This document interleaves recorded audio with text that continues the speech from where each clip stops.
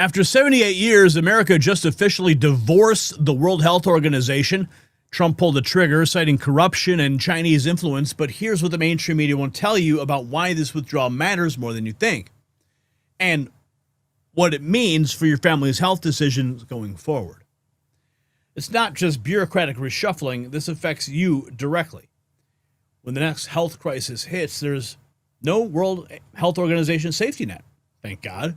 No international coordination on disease and outbreaks, thank God. Vaccine distribution or pandemic response. Your local health department is now flying solo. Good.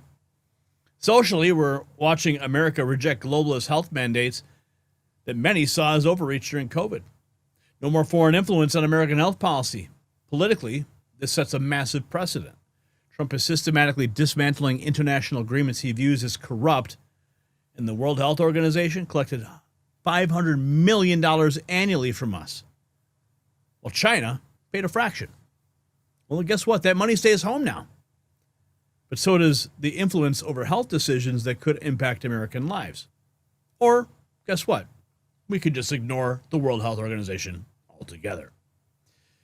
And speaking of protecting what matters most, let me tell you about securing your financial future. If you're over 40 and planning to retire someday, the window to protect what you've built may be smaller than you realize. Here's a question most people never ask. Is your portfolio built for what's coming next? Many investors in their 40s and 50s discover they have little to no exposure to precious metals. That means that their savings are largely tied to markets, policies, and paper assets, with very little protection if conditions change. As retirement moves from someday to on the horizon, protecting what you've already built becomes just as important as growing it. That's where Noble Gold Investments comes in, helping investors reduce risk by adding physical gold to their portfolios.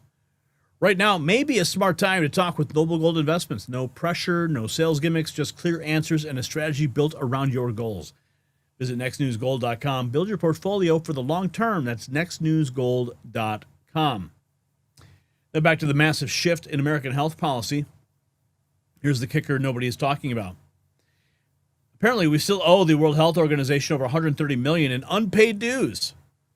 Trump's essentially stiffing them on the bill and walking away. That's perfectly fine with me. Meanwhile, China's influence over the organization just got stronger with America gone. Of course it did. They pushed lockdown policies, allegedly covered up the COVID origins, and now they face zero American pushback from within the system itself. And here's Chip Roy. I fully support the Trump administration pulling out of the World Health Organization.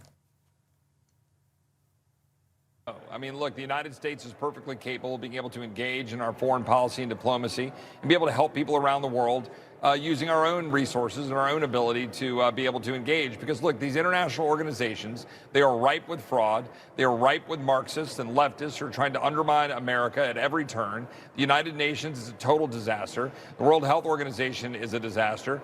I introduced legislation in 2021 on the heels of the COVID nightmare and how much the WHO was siding with communist China and siding with people who are trying to shut America down and tell us that we couldn't open up, and pushing out all of the vax nonsense. And look, now thankfully, 5 years later, President Trump, we're seeing the fruition of a president that's leading and getting us out of that. You pointed it out, $1 billion every 2 years that we're taking up 20% of their budget. But look, we're spending our time undoing. Yep. Finally out of the World Health Organization, putting our foot on the globalists. The tweet sets up the political rationale. Now let's dive into the financial argument. Why Trump walked away from the WHO money trail. The U.S. is paying 15 to 20% of the World Health Organization's entire budget. $700 million every year, largest donor by far. Meanwhile, China pays less than %. Second largest economy on earth. Population 4 times the U.S. The money story is powerful, but the more we unpack about what this means, Liberation Day 2.0 is what some are calling it. Frank Gaffney, President Trump's decision to withdraw from the United States, from the World Health Organization, excuse me. It's Liberation Day 2.0. President Trump's decision to withdraw the United States from the World Health Organization becomes final today, ending the direct threat to American sovereignty posed by the WHO's insidious efforts to advance world government. Mr. Trump recognized the danger posed by the largely opaque use of international agreements and diplomatic shenanigans behind closed doors to give unprecedented powers over our public health to the WHO Director General, an Ethiopian communist controlled by the Chinese Communist Party. We want no part of a reprise of Tedros Ghebreyesus' murderous malfeasance during the COVID-19 pandemic. The U.S. can and should continue to lead the world in countering pandemics. The place to start is by recognizing their single most dangerous source, namely the CCP's illegal biological weapons program, which, with Tony Fauci's criminal help, unleashed on us and others the COVID biowarfare attack. The COVID biowarfare attack. Yeah, you couldn't say that a year ago. We're seeing the ideological framework, but let's get to the specific accusations against the World Health Organization. Here's President Trump on withdrawing. Peace through strength. But we withdrew from the corrupt World Health Organization. So I remember we were paying $500 million. They were paying 37 or 39 million. And I said, how come? So I withdrew, and they called, we'll give you the same deal that they had. I said, well, it should be less than that. Moving right along here. The corruption allegations are building. Now we're moving from accusations to Trump's own words. Here's what he said. The World Health Organization, nothing more than a corrupt globalist scam. The World Health Organization has become nothing more than a corrupt globalist scam paid for by the United States but owned and controlled by China. When the China virus reached our shores 3 years ago, the World Health Organization disgracefully covered the tracks of the Chinese Communist Party every single step of the way. For this reason, it was my great honor to terminate America's relationship with the World Health Organization. The United States was paying the World Health Organization almost $500 million a year. When I dropped out, I took it out of there. And for 330 million people, even though China was paying only $40 million for 1.4 billion people. So we had 330, they have 1.4, and we're paying more than 10 times the amount. That's typical for the United States because they don't know what the hell they're doing. Unfortunately, crooked Joe Biden foolishly re-entered the World Health Organization at the full price and without any negotiations or reforms. And now Biden is pushing to bypass the United States Senate to enter a pandemic treaty that would surrender American sovereignty to the World Health Organization, again controlled by China.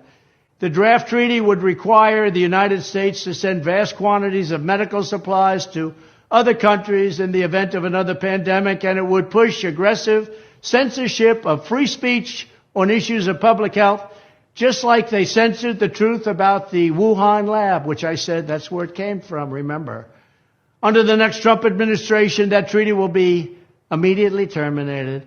I would not allow public health to be used as a pretext to advance the march of global government. That's what they're doing, globalists. The United States will withdraw from the corrupt World Health Organization, which, in light of its utter failure on COVID, they had a tremendous disaster on COVID, deserves to be completely abolished and replaced.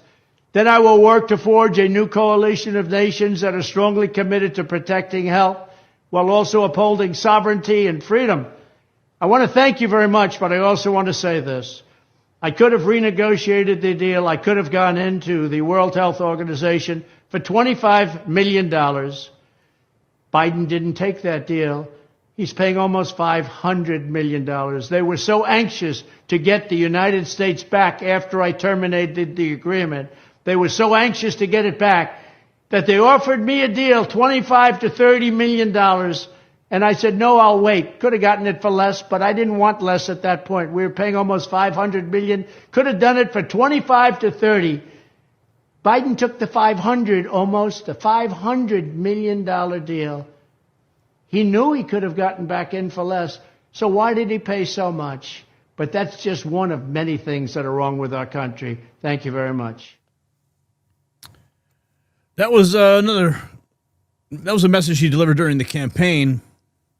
And now he's making good on that promise. Thank God. U.S. has finalized its withdrawal from the World Health Organization 1 year after Trump announced America was ending it, that relationship.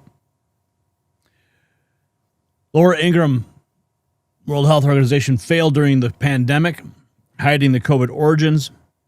NIH Director Jay lays out the case. Check this out. Why is this so important that this finally happened after Trump announced he'd do this a year ago? Well, it took a year because there were essentially like legal obligations staying for a year. You have to make the announcement, and then a year later you get to pull out. Why is it important? Because the WHO absolutely failed during the pandemic. And you said, Laura, you absolutely nailed it. They pushed the line that China pushed on the world, on the lockdowns, hiding COVID origins, the whole host of things where they utterly failed. And if you look around the world, are they actually serving the purpose they're supposed to serve? Have they really helped make the world healthier? Is U.S. participation in this organization going to make Americans healthier? I think we all know the answer to that question. The answer is absolutely not. And so I'm tremendously happy that this is happening. I mean, I do think we need to have cooperation with countries around the world, and the Trump administration is working to make sure that we have those bilateral agreements in place for that kind of health cooperation. But we don't need the WHO as an intermediary, essentially to push Chinese interests on the American people. Nope. We can do it ourselves. We can coordinate just the same. The real bombshell, Trump says if they want us back, they need to give us the same deal China got, paying a fraction of what we used to pay. He's treating international health policy like a business negotiation, and frankly, it just might be working. See, this comes down to sovereignty versus globalism in its purest form. Either you believe American health decisions should be made by Americans, or you think we need international oversight. The WHO failed spectacularly during COVID, and that's undeniable. They parroted Chinese propaganda, ignored early warnings, and pushed policies that devastated economies worldwide. Trump's bet is that America can protect its citizens better without them. One thing we do know for sure, we just declared health independence from the global establishment. So do you think that America made the right call leaving the WHO? Check out the Next News merch shop for gear that celebrates American independence from global bureaucrats. The system controls information. Information control is power. They don't want you to see this. The truth only survives together. They don't want this shared. Share this now.